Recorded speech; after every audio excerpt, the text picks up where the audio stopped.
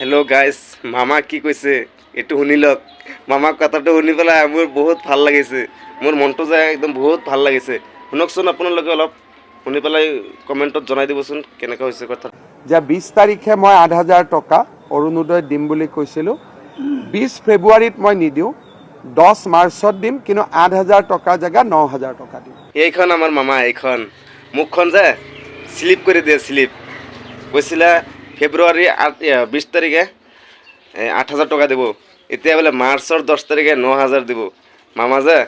মামা মানে মুখখন ফটককৈ শ্লিপ কৰি দিয়ে এইটোতো চামৰাৰ মুখটো শ্লিপ কৰি দিয়ে এইটো টকা